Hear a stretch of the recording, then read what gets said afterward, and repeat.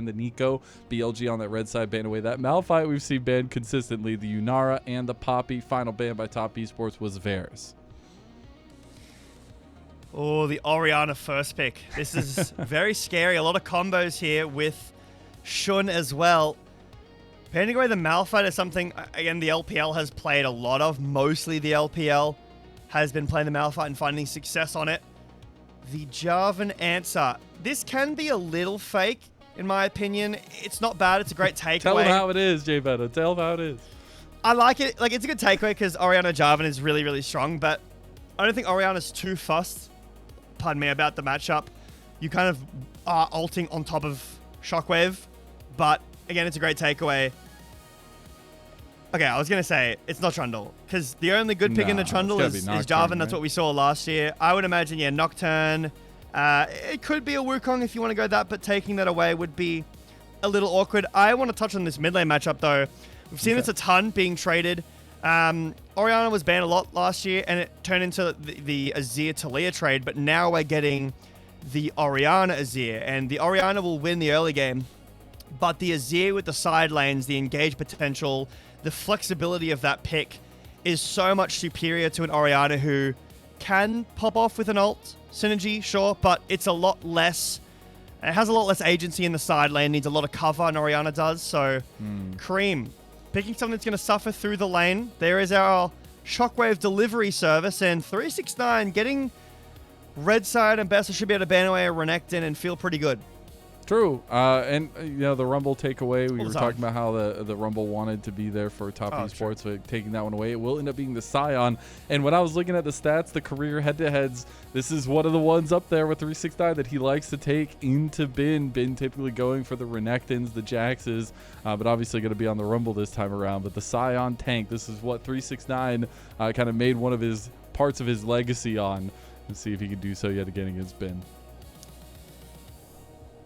And the Scion is, I still think, the best weak side top laner in the game, I would say. Like, Ornn is decent. Galio's really fallen off in Prior against the Rumble. We haven't really been seeing a ton of that into their AP top. And because Gwen's fallen off as well, like, she got hit with some pretty heavy nerfs at the end of last year. So it's kind of been the Scion, sometimes the Ornn, sometimes the Cassante as well. But support and bot for both teams available. Kai'Sa has been something the LPL has found a ton of success on historically and in our 2026 season. BLG doing some research, taking away the JiaQi MF that I was talking about from those clips. So not wanting to play against any more Wombo combo with the Jarvan engaged. But the thing here is that TES will have support counterpick. So On will have to blind something. Bard is tough against an Azir. Nico is banned. So what are you going here? And Alistar looks okay. Poppy's banned. So I like the Alistar look. That could be an option that On goes for. I do appreciate the kind of preparation BLG have brought here, taking away or at least banning away some of the big pieces that they know Top Esports would find comfort in. But I'm still really looking for that 1-2 punch for Top Esports themselves, because right now they have a really good front line. They have some good setup, but they've got to find consistency at the damage department. Now in the second phase, we have a ton of ADs taken away, as well as an Alistar in there, as we saw that Corki and the Ezreal ban, as well as the MF that you talked about. But now we will see what Top Esports want to save for that counter pick. It's tough, but I mean, I think Fengyue can genuinely just go Rel here. No Alistar, no Poppy. I don't really see a reason why not. It's a great engage. Kind of works well with the team comp here. It's a takeaway too. Just going to Lucian, so this opens up the Nami or the Braum. I mean, Ashe Seraphine, I think we were talking about it in the text chat at least here, that Ashe Seraphine Prior has been really rising up. Does pretty well into the Lucian Nami lane. I mean, we saw it last series, but does work well with the rest of the comp.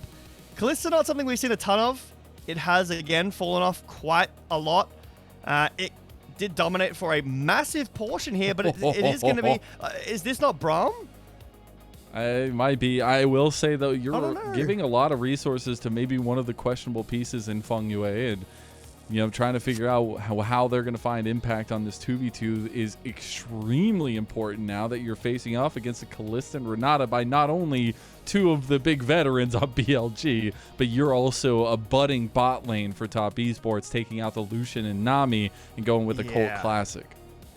That's a very volatile bot lane. To be honest, there's a lot of volatility everywhere except for top lane. I mean, the Rumble does have the upper hand in terms of damage, but the Sun, like 369, should be able to chill out, not be down too much CS, even get the push here. Sun early game can be very threatening, can really catch you off guard, but we've got very teamfight focused junglers, teamfight focused mid laners, and a very scrappy bot lane, you know, very low range, have to go in on both these bot lanes, should be pushed early, like levels 1 through 3. For the Kalista Renata, and then Lucian, once he starts getting those, you know, the three levels, Nami gets the same. Should see some push on the bounce of the wave Mazel, but a lot of volatility in these team comps. I think that kills either way can turn into a snowball very quickly with these comps. I think so too, and I think that's exactly where they want to be. I know BLG is a team that historically has been able to win at any moment of the game, but they want to come out swinging this one, and it is obvious how they want to approach that. All the drama aside, all that matters is this series ahead of all 10 of these players and the backstages. And I think for BLG, there is a lot riding on this. If you can go ahead and lock up that top 4 before going into the final matches of your second round robin, it matters so much more for how you can approach and how you can improve in those games. And for Top Esports, you got to stay afloat, baby. You got to stay in the running for the top 4. It's BLG versus Top Esports, game number 1 of our second series of the night.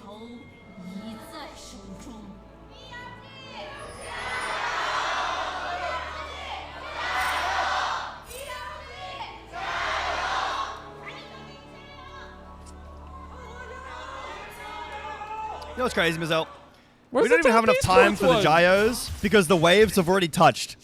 Like, you have to be so, as a crowd, you have to be so quick on the gyos because something can already happen. I want to quickly highlight something I saw a Molecule tweet about. I don't have a ton of time to watch the LCK these days because, you know, LPL. But something apparently Showmaker's been doing is this mid lane, like, bot gank, because the bot lane that you gank at level 1 before the waves touch can't base in time. You do lose a little bit of mid, and Hongq did that the other night. Trading in bot though, so BLG fighting for that wave 1 pressure I was talking about. JiaQi taking a decent trade, heal expended on both sides, but JiaQi has the ignite. With this electrocute, Mazel, this tells me that this bot lane is really looking to find an all-in, maybe level 3, maybe level 6, with some jungle impact. Well, and I mean, it matters so much because if you get a little bit of a lead down here in the bot lane, it immediately means the rest of the game plan can be played that much more smoothly with the jungle, with the connections that both these teams really like to play with. And you can tell, I mean, it's been a tradition at this point for the early burn heals in bot lane for the LPL, but they really want to keep it going and continue using this pressure while both junglers are headed down this way.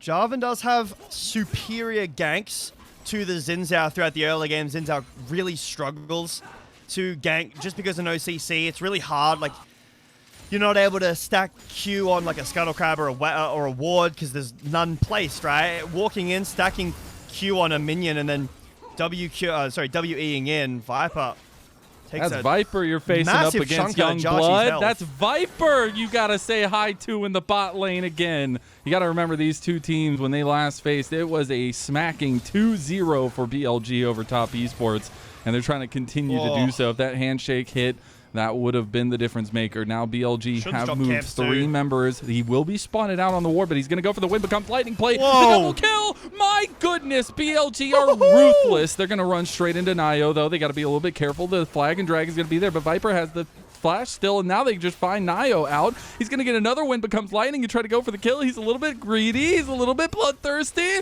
but maybe this is just the BLG advantage they needed. An execute goes over, and NaiYou gets the kill in the end. So under tower, BLG falter. It's unfortunate that On got executed there. If it had just been played a little better, or maybe a little more, I don't know, lucky, NaiYou might have been able to get that if he had hit flag. Or it's very difficult to say, to be honest. But I will say, BLG starting very aggressive. Shun drops his blue buff. He's not going to full clear so that he can go for this play. And it's on a ward, just flashes over Gets the flash out as well from both of the bot laners here. NaiYou, it looks like he's going to get juggled, like tower juggled to death, but he does win out on this. On has to tank, and the tower will take down On here, but yeah, executed. If NaiYou could get a double kill there, he has double buffs. Shun lost access to the red buff. Could have been seeing a really nice gold lead, but even despite that 450 gold boost for NaiYou, because Shun got the first blood and the second kill as well, he's still leading in the gold 1v1. He does. He did lose double scuttle, though, so that's a bit unfortunate for the jungle game plan there. But honestly, I think some of the hindsight being 2020, I feel like some of the hesitation might have led out to them losing on that play because he got to heal so much from the potions over so much time. And you saw the little play that Shun tried to make in the mid lane, didn't find too much except for that flash, which can be revisited.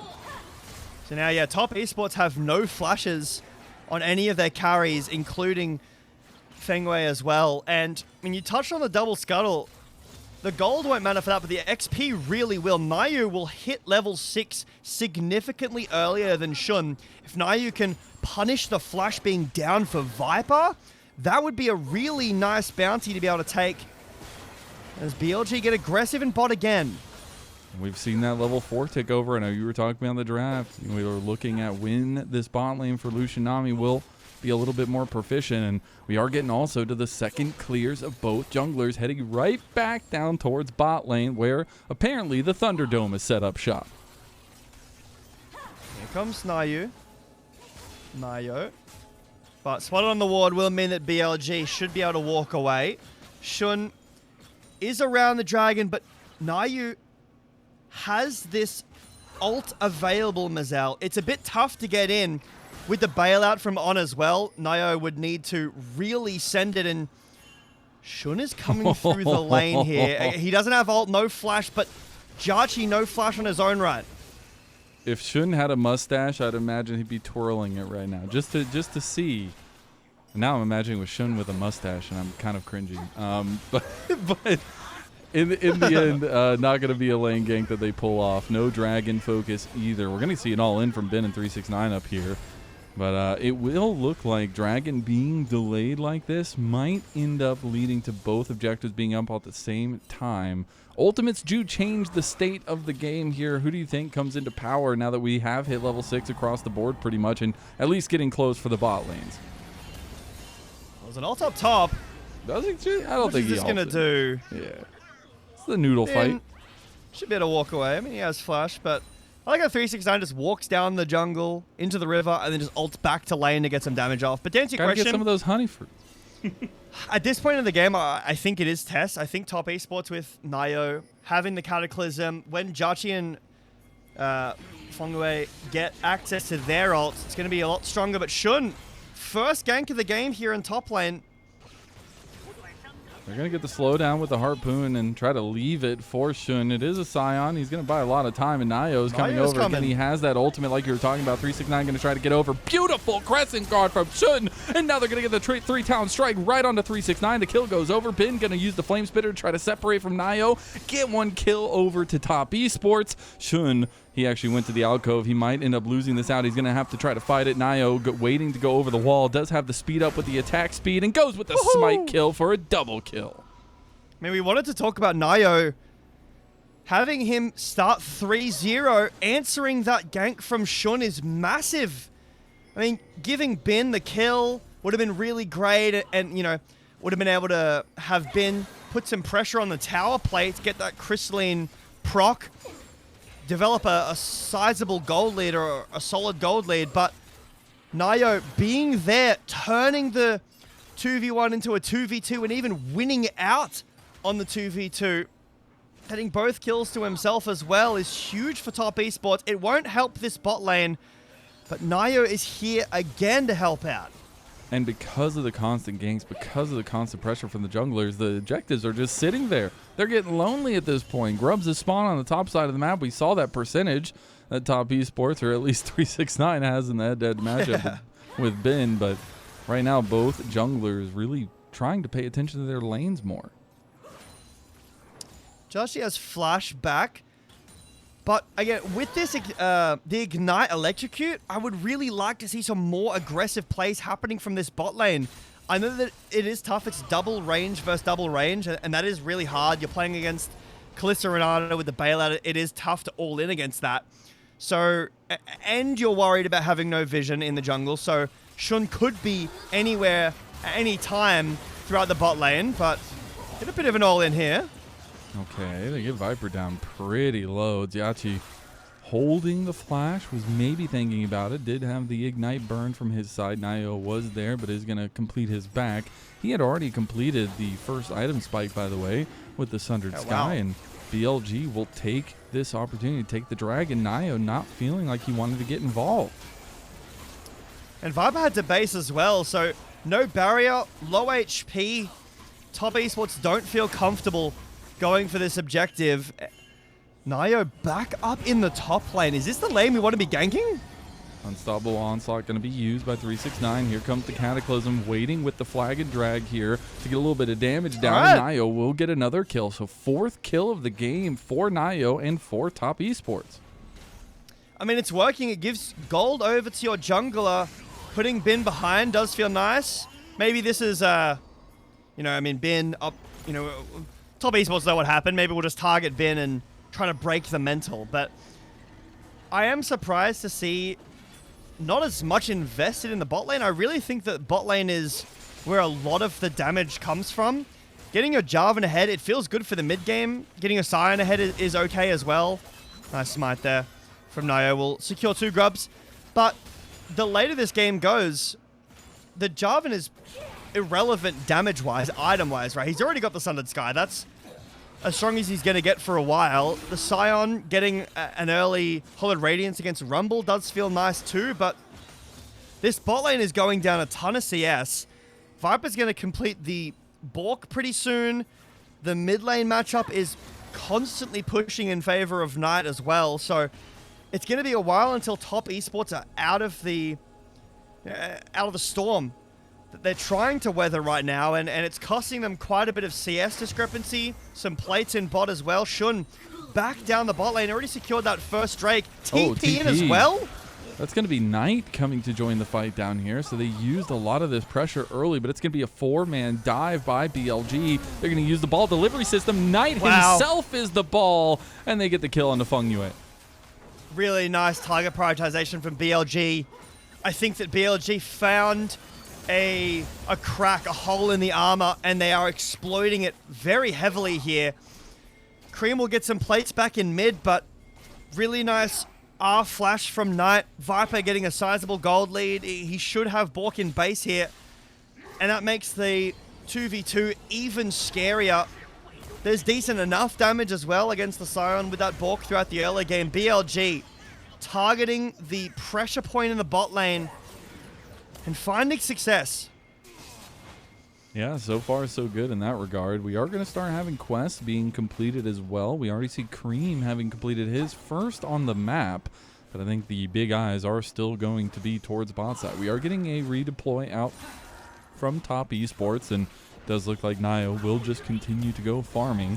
We did get that Blade of the Rune King, like you had said. Bin going to flash away from the Unstoppable Onslaught there. I think he would have had a little bit of a haphazard trade if he would have taken that damage, but other than that, nothing else, and pretty calm as the wind goes. 2 minutes till that next dragon comes through, and now we do need to see a little bit more proactivity. Who, I guess, which side do you feel like is better in terms of proactivity, and who wants to be making those plays at this point, since we're pretty even? I think that Jarvan has a ton of proactivity, but hold on. On made a play on the Creme. He's got the shifting sands. He should be fine. The heal going to come through. The flash returned by Creme. So that will be his summoner spell down as well as his ultimate. All right, to answer your question, I promise this isn't just because we saw it. I think it's BLG specifically because of On. I think that the Nami is a lot more of an enchanter bot for the Azir, for the Lucian, for the Jarvan, but the fact that Renata can walk around and actually fish for picks, and Nami can too with Bubble, sure, but Renata is a lot better at doing it, catching someone, putting bail out, fighting the 2v2. She's a lot better in that, in my opinion. And then the Nami kind of comes in, buffing JiaQi when he gets to late game, buffing Creme when he gets to late game. But right now, BLG have the gold lead in bot, so having Viper with full item roam around with On, pretty scary. JiaQi will be able to match that. They have the combo Fengyue. now. They've got the Essence Reaver plus the Embrace. That's infinite mana and a decent amount of damage. Sheen Essence Reaver is pretty nice. It's not as gimmicky, I guess, as it was last year, but it does take a while to scale up. It'll allow JiaQi to feel a little bit better as the mid game starts coming through. But I think TES really need to find an answer to Viper and On right now. Might be here. I was looking for a little chunk of damage. That was only one combo, by the way. We'll see if they could actually continuously land that one. Creme going to get hit by the edge of the shockwave. He's going to use the shifting sands to get away from Shun's invade, or at least his gank. And Shun has been incredibly active in this game. NaiYou has been there a lot of the time to respond, but it's been Shun who has been pushing the tempo. Now Viper going to go for a rupture, and looks for a little bit more damage on the Fengyue. Oh, God. This is brutal. So the dragon is spawned, but BLG instead are opting to play for some gold, pushing out this top tower, trying to defend, but here comes 369. Ensemble onslaught. Oh, he bounced off the wall. That was weird. Oh. Shun goes in, tries to get a crescent guard in the midst of everybody. Here comes a TP as well. That's going to be Ben joining the fight. Viper getting low, trying to kill NaiYou. NaiYou has a big shutdown on him, and they're going to give it straight to Viper. So much gold just got dumped into the AD carry of BLG. And that'll be all top esports go for here in this fight. Top esports have the mid prior with the Lucian. That's just how this champion functions, and a big reason, like, you want to put Lucian into the mid lane as early as you possibly can with Lucian Nami. But 369, yeah, a bit of an awkward interaction. Maybe a spectator issue. I haven't seen too many Sans bounce off walls. Normally he just hits it. But NaiYou goes in really deep, but there's no dive follow-up. Normally, if you have an Orianna, even an Aurora who can follow. But we'll watch here. 369 bounces off the wall, it kind of looks like. What the That is crazy. Maybe he has WASD set on and he just quickly pressed A there. But yeah, NaiYou goes in with the wave, but it doesn't hit Viper. The peel is really nice from Shun as well. And NaiYou goes down. Big shutdown, like you mentioned, over to Viper. He didn't have a shutdown, though, actually. I mean, he had 4 kills, but I guess the lead being even does make the difference there. So he just got the normal amount of gold, but still 390 plus. I mean, no dragon start up here for BLG, but one of the issues that I've had with BLG so far in this split has been the lack of protection around Viper, that he feels often left alone in a fight.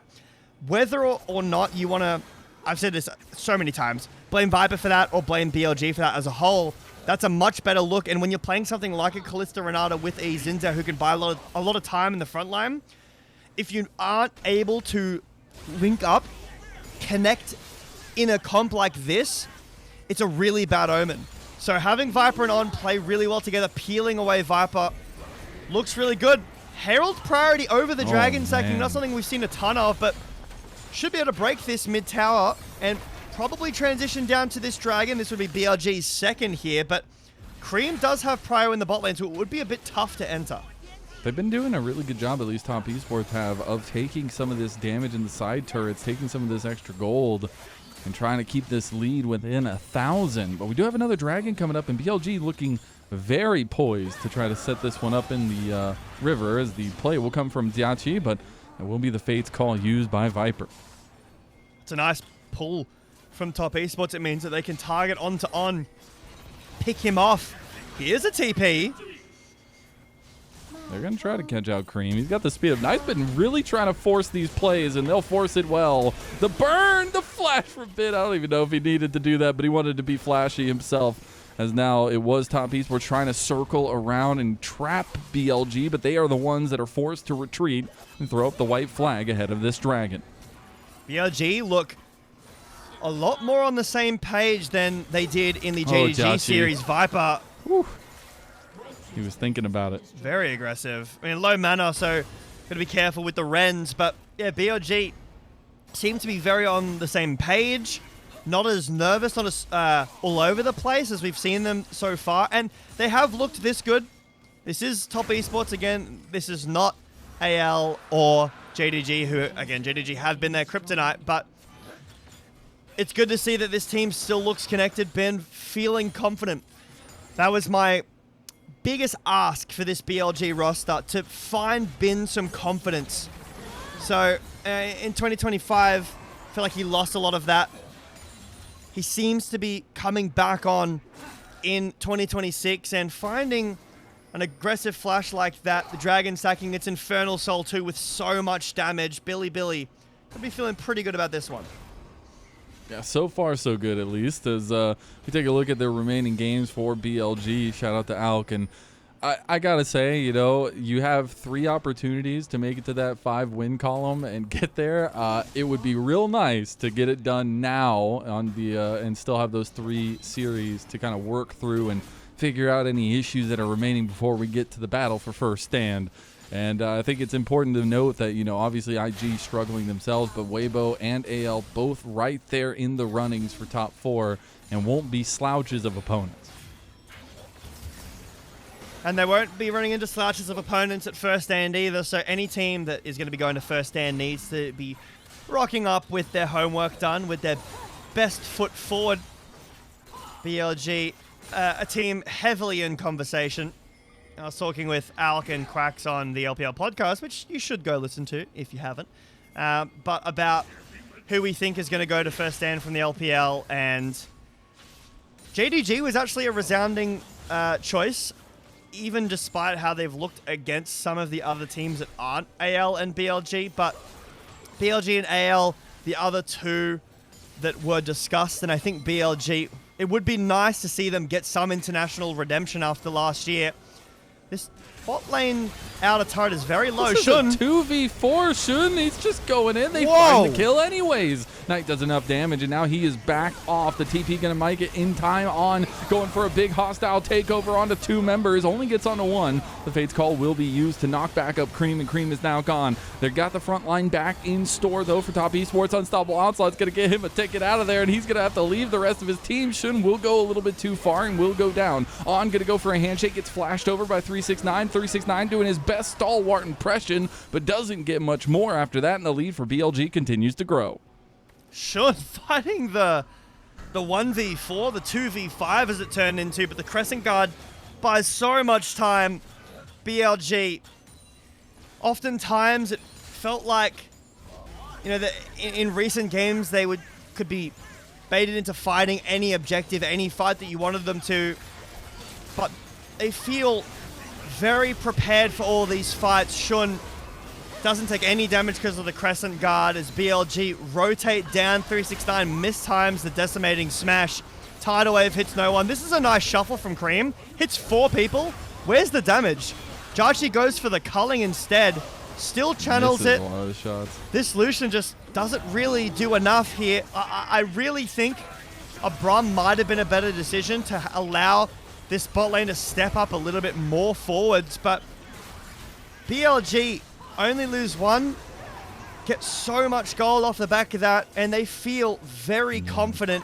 The gold lead is not massive in terms of pure number, but Knight now being up 1.5k. We're looking at Soul Point in a minute if BLG continue on these strong fights for top esports. I mean, Creme is going to have a ton of damage in the late game. JiaQi will force Viper's Flash. There is damage coming out of this Lucian, but the fights from top esports just haven't looked connected. It's just because he has so many things to worry about in these fights, and if he just overextends a little bit too far, his health bar will not last long. See, BLG were trying to make a play around Creme. They haven't been really able to catch him just yet there in that side lane, but they will continue to look for proactive plays. 45 seconds till this next dragon spawns, and that'll be a sole point for BLG that top esports don't really want to give that kind of decision-making power to. I mean, no flash on Viper, but you've got bailout, right? So how are you going to get in? Shun is a feeling madman. aggressive with the audacious charge. Does have the Crescent Guard available. BLG, again, they're not that far ahead, but the confidence that they have here. Top esports have access to Baron, but it's so difficult to take here. Viper! Oh, they go straight onto Viper. Viper's got the bailout, though, and he's going to rip JiaQi's life from his very bales, as now they're going to find Viper in the backline. They think he's supposed to be the backline, but he's in your backline, and it's just been a triple kill for Viper, and it is BLG turned all the way up to 11. This is the Viper that we have been waiting for. I know it's game 1, but there have been some serious mistakes coming out of this player so far in 2026 on this team. But having the confidence here to essentially 1v4 click forwards, tidal wave goes in, Viper is going in, pulls in on, says no, I win this, doesn't even get put into bailout. So much damage from the 2 items from Viper. We have yet to really see a Viper pop off performance, and this is not a massive game from Viper, but the confidence, again, that BLG are showing in this game 1, the potential instability after the bin drama, after back-to-back losses from JDG. Again, they played back-to-back. Like, BLG lost to JDG, the next series was another loss to JDG. They look like that never even happened. And a little side shout out to On here with the 11 KP Renata performance. As we see a shockwave come through from Knight, almost kills him outright.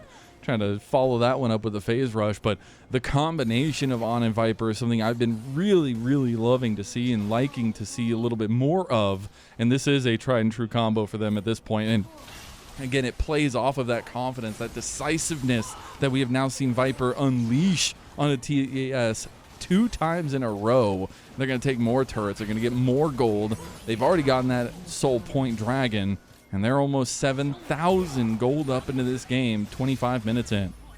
Viper's got his 3rd item as well alongside Knight. And this is not a Mosquito vegan Orianna build with the Roa. This is full AP, Shadow Flame, Luden's Crypt Bloom, 10 stacks Dark Seal. This Orianna does a ton of damage. Haven't even needed to see a massive investing into the Shockwave Ball delivery service either. BLG just look confident in their small skirmishes. The team fights are split off to the sides. Viper in the Cataclysm just jumping over the wall, fighting against 3 members, pulling in On. I'd love to imagine too that Viper just says, we go. And On says, okay, I mean, he did with the face call use. So you just kind of pull your support. He said, hey, we're going. This is, where are we going? I'll tell you when we get there. But, I mean, hey, it's not that long ago, I guess now at this point a little bit long ago, that this guy was a literal world champion.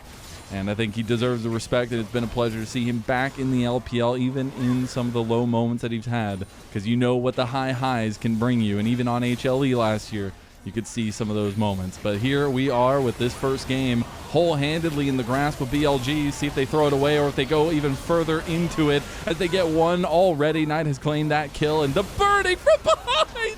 Ben comes back from his little mini vacation and burns them alive as they take down a tier 2 here. They're going to move into the tier 3 and maybe even the base.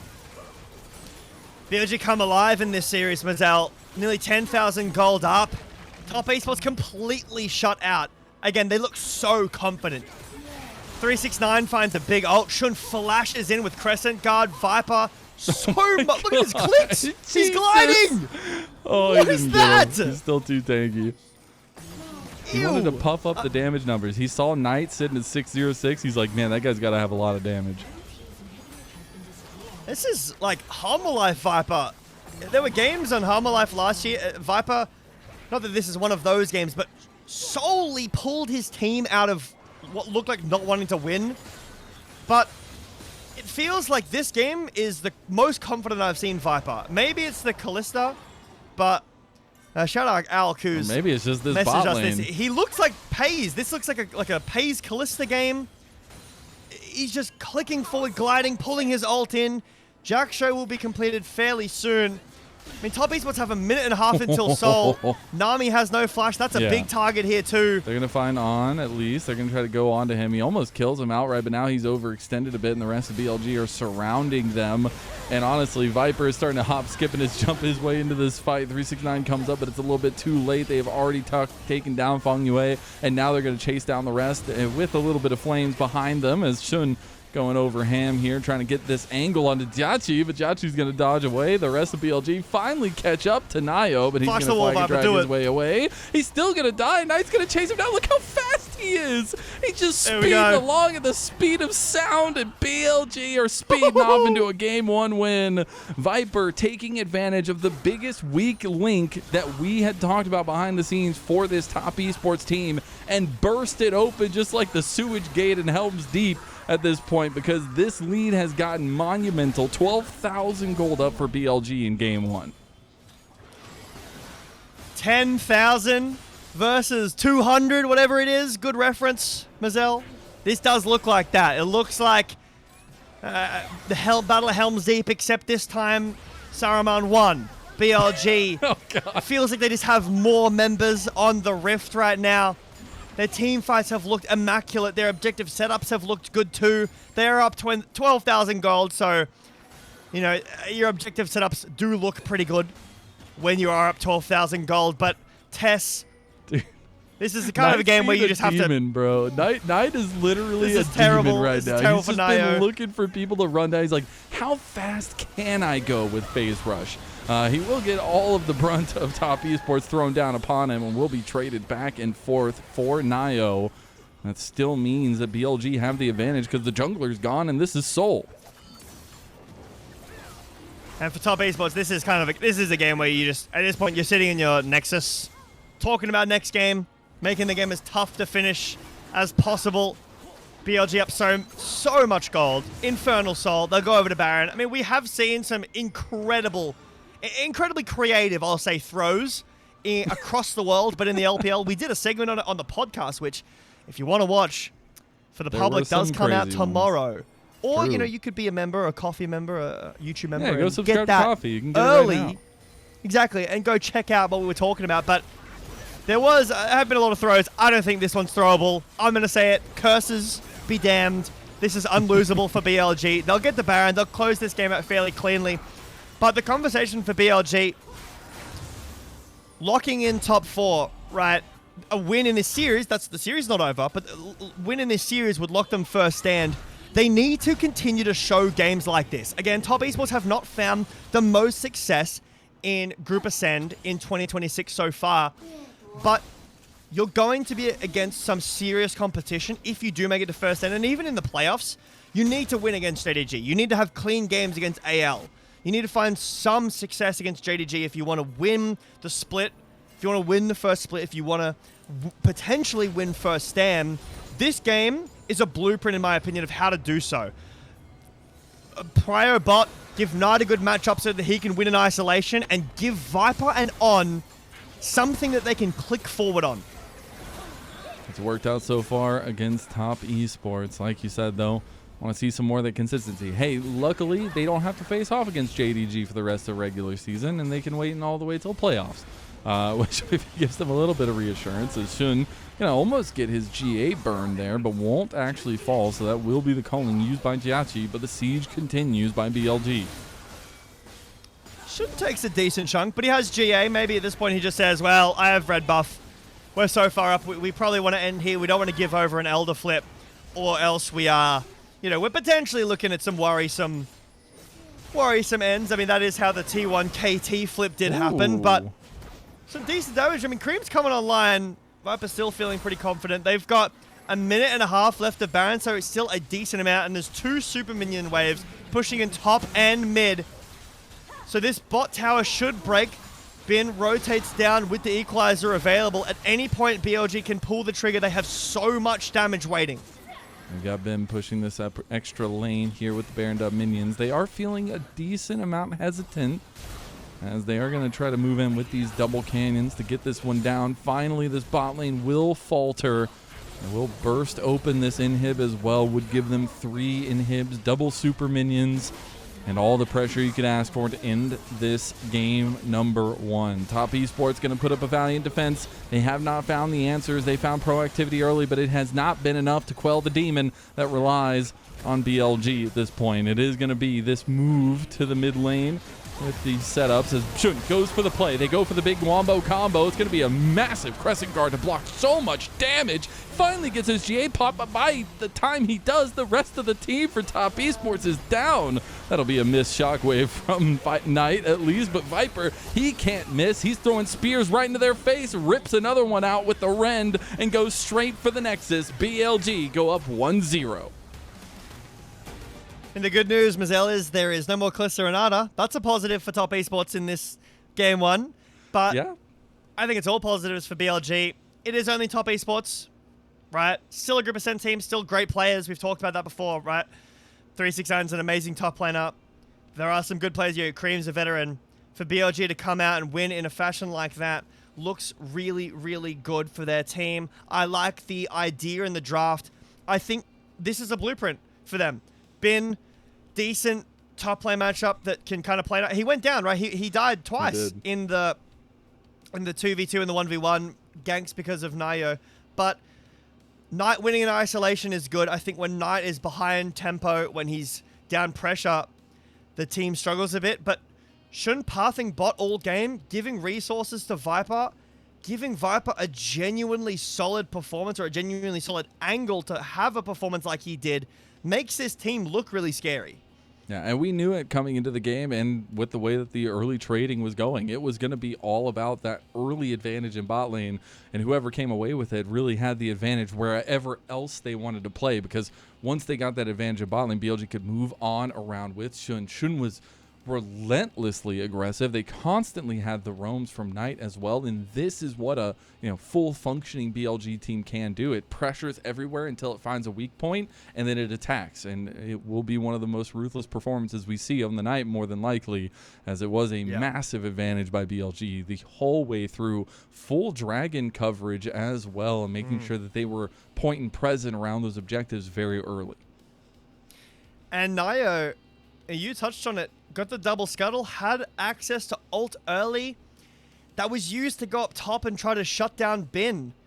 I think the Kalista had no flash as well. I know that she can hop over the wall, but it's a situation where you're up significant tools, you have good ganking potential. NaiYou did do some great covering through the lanes, but felt like Top Esports after a while just kind of sat there and let BLG do whatever they wanted to.